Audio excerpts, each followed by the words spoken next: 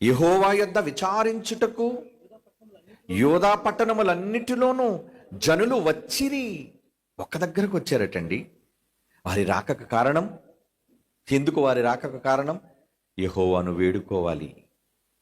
తమకు కలుగుతున్న బాధలు, శ్రమలు, ఇబ్బందులు ఒక్క చోట చేరి దేవునికి విజ్ఞాపనాపూర్వకంగా తెలియజేయాలనుకున్నారు. ఎవరు వాళ్ళ ఇళ్లలో చెప్పొచ్చుగా, ప్రార్థనలు చేయొచ్చుగా. ఒక చోట ఎందుకు రావాలి? దాని వెనుక ఉన్న ఆంతర్యం, దాని వెనుక ఉన్న పరమార్థం. అవునండి, ఎప్పుడైతే వారంతా కూడుకొని ఒక దగ్గరకు వచ్చారో, వచ్చిన తరువాత జనులందరూ దేవునిని వేడుకున్నారు. అలా వేడుకున్నప్పుడు దేవుడు ఆకాశం నుండి వారి మొరను ఆలకించాడు.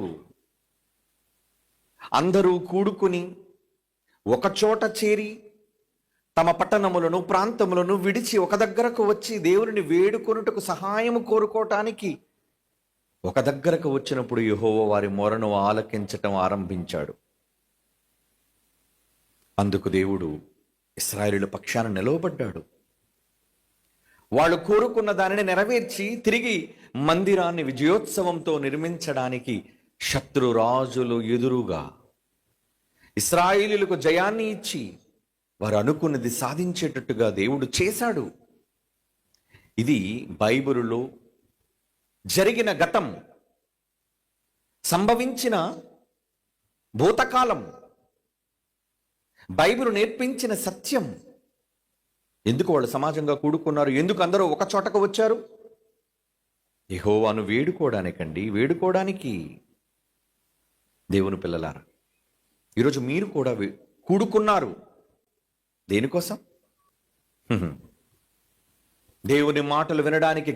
దేవుని గ్రంథములో ఏ మాటలు సెలవిస్తున్నారు, ఏ మాటలు ఇక్కడ ప్రకటించబడతాయి, అవి మేము వినాలి.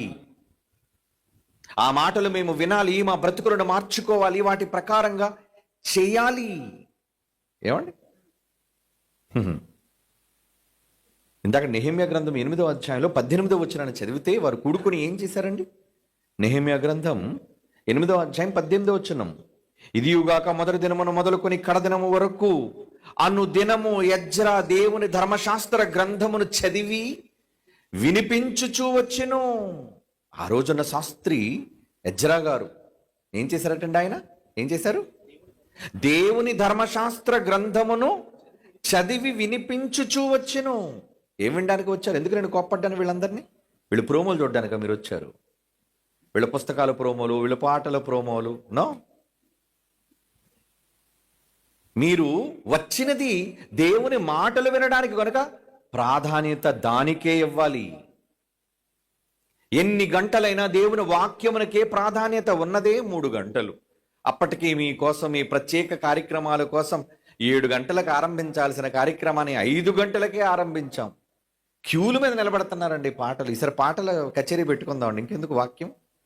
సింగర్స్ అయిన వాళ్ళందరూ ఒకరి తర్వాత వస్తే ఏమంటే వాళ్ళ పాటలు విందురు. కానీ మేమెవరం వాక్యం చెప్పం అందులోని.